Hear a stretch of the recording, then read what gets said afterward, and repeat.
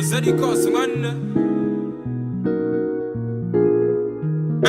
banger. Make a pom, make a pom pom pom, make a pom, make a keep a tick pom pom pom. Your body kakara, make a pom pom pom, on a make it. Qui le fait à ma tête. Exactement. Justement, de ce côté-là, on attendait beaucoup et qui tiquaient. Et c'est vrai qu'on les a vus 20-25 minutes. C'est vrai qu'ils n'ont pas vraiment causé beaucoup de problèmes à la défense parisienne. Ouais, c'est comme je disais, parce que la défense parisienne s'est regroupée très rapidement. C'est vrai qu'il a eu quelques occasions de frappe. Il a eu, je crois, réellement, 3 tirs cadrés que j'ai vus. Des frappes, mais qui étaient des frappes de loin. Au moins, il a eu le mérite de les avoir ici déjà. Et de les avoir eus. Et voilà. Mais si tu les as dans la surface, c'est différent. Ce qui fait que la défense parisienne, comme je dis, elles sont regroupées vite, empêcher justement que, connaissant, je pense qu'il dit que c'est l'étoile montante aujourd'hui, enfin, parmi les jeunes qui sont en train de monter, donc ils ont fait attention de ne pas donner des espaces dans leur surface. Donc il a eu quelques occasions, mais il a eu tiré sur 2 ou 3 fois, mais c'était sur le gardien. Très bien. Alors la conclusion de ce match. Bah écoute, un résultat presque classique. Ouais, oui. Le Paris s'est fait peur, mais... On s'est fait peur, ils n'ont pas été menés. Ils ne se sont pas fait forcément peur, mais c'est vrai que jusqu'au premier but, voilà, c'était assez équilibré. Et je te dis, c'est surtout après ce premier but que le match a tourné en faveur de Paris. Alors après, moi, je ne sais pas si tu veux aborder d'autres questions. Moi, ce qui m'intéresse aussi à Paris, c'est leur projet de jeu. Tu vois, quand tu vois l'équipe, après, je ne critiquerai jamais un entraîneur dans mon rôle, puis il y en a assez pour le faire. Hein. Et puis, pour dire des incohérences, il y a 2 ans, Guardiola, il était en fin de cycle. Bon, le mec, l'année d'après, gagne le championnat, il va en finale de Ligue des Champions. À un moment donné, c'était Tourelle. Il est dépassé par les événements, il va à Chelsea, il est champion d'Europe. Enfin, je veux dire, bon, tu sais bien que les journalistes sportifs en France sont très limités. J'ai eu la chance d'être dans d'autres pays comme en Italie. En France, on est beaucoup dans qu'est-ce qu'il fait dans sa vie, est-ce qu'il a une maîtresse, pourquoi il n'est pas en forme, on est dans les dualités, il est bon, il n'est pas bon. Enfin, donc, il faut dépasser ce cadre-là, mais j'ai une interrogation, c'est sur le projet de jeu, donc sur de Paris en général. Et puis, alors Ramos a été blessé pendant une période, mais moi je serais curieux de les voir en 3-5-2, tu vois. T'as Kimpembe, t'as Ramos. Et c'est vrai. T'as des latéraux comme Bernat ou Mendes qui sont pratiquement des ailiers. Hakimi à l'Inter, c'était un ailier qui marquait 10 buts par saison. T'as Messi qui peut jouer derrière 2 attaquants. Voilà, aujourd'hui j'ai vu une équipe avec 3 milieux défensifs, même si Verratti se projette, il y a une qualité de passe chez Paredes et il y a un travail défensif intéressant de Danilo, mais je trouve que ça manque de variété. D'accord, tout à l'heure tu as parlé des entraîneurs, mais justement, que penses-tu que l'entraîneur de Paris leur demande? Parce que ça c'est une très bonne question à se poser, parce que si ils jouent comme ça, de cette façon-là, c'est que l'entraîneur leur demande de faire ceci, cela. Je peux dire, c'est-à-dire que pour une compréhension, c'est-à-dire que je rejoins un peu ce qu'il disait, enfin, je ne vais pas appuyer, je rejoins déjà, et puis je ne vais pas appuyer sur ce qu'il était en train de dire. C'est peut-être à la décharge de l'entraîneur aujourd'hui, pour essayer d'expliquer pourquoi c'est comme ça. Comme il disait Antonio, tu ne peux pas prendre l'entraîneur quand il met quelque chose en place. Nous, de l'extérieur, nous pouvons juste analyser ce qui se passe. Mais qu'est-ce que l'entraîneur, lui, recherche? Ça se trouve, parce que quand on regarde Paris jouer aujourd'hui, sur la façon dont il y avait le plan du jeu, la façon dont le jeu se présentait, et qu'on regarde Paris jouer lorsque Hakimi est sur le terrain, avec Bernat sur le côté, qui vont rapidement sur les côtés, on se dit, c'est 2 paris différents lorsqu'on a des joueurs différents. Est-ce que le Paris qui joue aujourd'hui joue comme ça parce qu'il n'y a pas Bernat, il n'y a pas Hakimi sur le côté, c'est Hakimi qui va en public, on sent que sur le côté ça vit. Mais sur Paris d'aujourd'hui, aucune attaque placée, ça joue, ça tourne, ça revient. Maintenant, ce que je peux accorder au crédit de l'entraîneur, c'est que Paris, dans la façon de jouer, et ça c'est peut-être son style aussi, c'est la capacité pour les milieux de terrain à se débarrasser ou à faire courir l'adversaire dans un petit espace pour pouvoir vite trouver les gens sur le côté. La seule différence que les joueurs sur le côté, lorsqu'on n'a pas Tino, lorsqu'on n'a pas Bernat sur le côté, c'est que ça ne va pas vite. Et c'est peut-être là où on se dit, on a envie de comprendre. Est-ce que c'est, il fait ce système de jeu par rapport aux joueurs qu'il a, ou bien enfin, je ne sais pas, je ne sais pas si Alors, qu'est-ce qu'il veut mettre en place? moi je pense Qu'est-ce que qu'il met par rapport aux joueurs? tout simplement il s'adapte aux joueurs. Et quand je dis aux joueurs, pas seulement le profil technique, mais les joueurs, enfin le problème du PSG, c'est que c'est pas une institution, tout simplement. Ils ont une direction qui ne protégera pas un entraîneur face à des joueurs stars. Tu vois, c'est pas le Milan AC, c'est pas le Real Madrid, où le club il passe avant tout. Donc c'est le joueur qui décide. Mais on le sait depuis des années. Enfin, Ouais, à un moment donné, il y a un problème avec un joueur, le président, voilà, il met de l'oseille, les joueurs c'est des stars, et donc on favorise le joueur. C'est pour ça que Tourelle est parti d'ailleurs, parce qu'il prenait certaines décisions. Alors joueur, directeur, je ne sais pas. Mais en tout cas, on ne sent pas un club solide, compétent au niveau de la direction. Ils ont beaucoup d'argent, c'est très bien. Ils gagnent la Ligue des Champions demain, ils auront réussi leur pari. Mais on ne sent pas ce club fort, avec un entraîneur qui est fort. Tu vois, on sent un entraîneur qui est là, tu dois gagner la Ligue des Champions, tu dois t'adapter au profil des joueurs. C'est ça qu'on sent. Et quand on a côtoyé un peu ce monde-là, on sait que c'est ça. Et même Tourelle, il a dit, à un moment, il n'arrivait pas à prendre des décisions, parce que les décisions étaient prises à un certain niveau, et puis il ne pouvait pas parler à certains joueurs, ou bien discuter avec, enfin, prendre des décisions sur certains joueurs, je parle des décisions sportives, avec certains joueurs, parce que ces joueurs étaient protégés par, il n'a pas utilisé le mot protégé, on comprenait que les joueurs étaient protégés par les instances dirigeantes du club. Donc ce que vous me dites là, c'est qu'en fait, les joueurs en fait sont des entraîneurs. Donc, Pas que les joueurs soient les entraîneurs, parce que l'entraîneur ne peut pas décider de mettre en place ce qu'il va mettre vis-à-vis des joueurs qu'il a, parce que ça demande une certaine rigueur. Quand on entraîne, c'était une rigueur, c'est une exigence vis-à-vis des joueurs. Or, certains joueurs sont parfois feignants, il faut le dire, et parfois on a la protection, ça il faut le dire.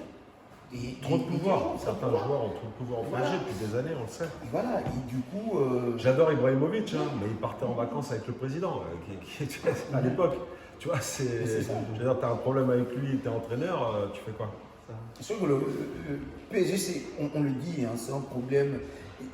C'est un problème de, comment dirais-je, pas de culture du club, la culture du club ça vient, mais c'est un problème, les grandes équipes, la structure, les grandes équipes, par exemple comme Real, les institutions, c'est ça le mot que je cherchais.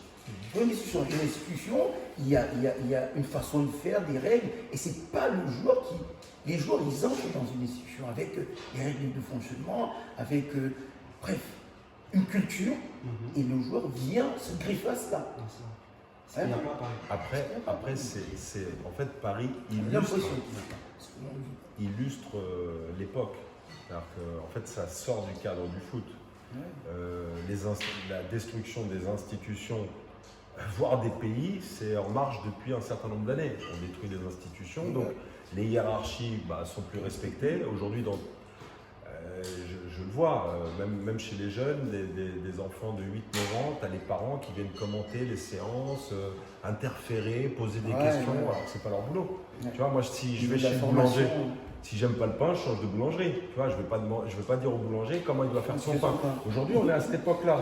Tout le monde a un avis sur tout. Il n'y a rien qui est structuré. Et ça, c'est la destruction des institutions. Et le foot, l'arrêt d'Haussmann, ça a été une catastrophe. Avant, tu avais des clubs avec une identité. Tu vois, tu avais 3 étrangers, mais c'était 3 très bons étrangers. Regarde le Milan de l'époque, Gullit, Van Basten, Rijkaard. L'Inter à l'époque, tu avais qui? Tu avais Mataos, Klinsmann et Bremeux. Tu vois, tu avais 3 des très grands joueurs de chaque pays. Tu avais l'identité du club avec des renforts de. Aujourd'hui, ça n'a plus de sens. On le retrouve dans le cyclisme. Avant, tu avais des. Des pays qui s'affrontaient. Aujourd'hui, c'est l'auto contre. Enfin, tu as 10 nationalités, tu n'as plus d'identité. Voilà, tout ça, ça se retrouve. Et ça vient illustrer un peu ça. On a de l'argent, on achète tous les joueurs qui viennent de n'importe où. Certains sont là, sont pas là, ils repartent. Voilà, tu n'as pas cette greffe, cette histoire, cette continuité, tu vois. D'accord.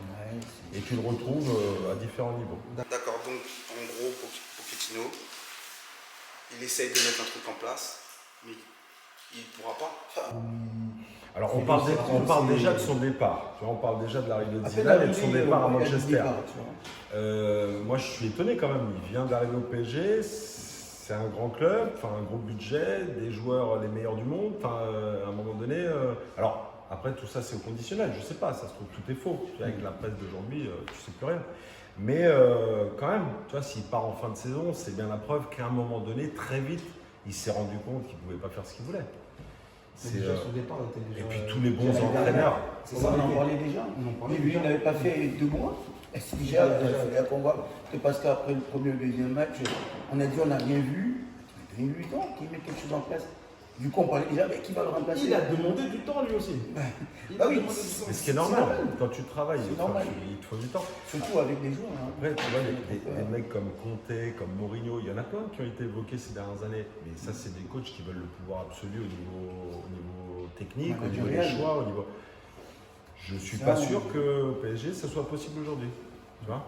Mais c'est juste une Tu vois, question. au PSG, quand tu viens, tu as des joueurs, on te dit, tu as ces joueurs, tu dois faire en sorte que ces joueurs, voilà, ils jouent bien, avec tout le caprice, avec la façon de vivre.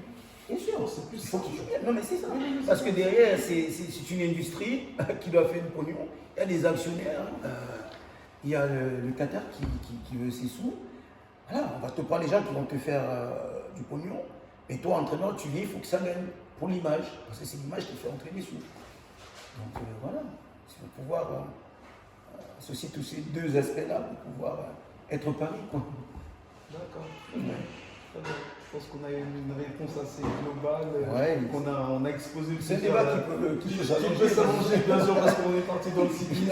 Non, mais qui était un très bon exemple. Ouais, il a une bonne métaphore. Ah aussi. oui, oui, oui. Tonio, J'ai toujours, une je bonne t'ai dit, métaphore. j'étais le CR7 entier. Ok, très bien messieurs. Bon, on va un peu passer ce sujet. Et comme je vous en ai parlé tout à l'heure,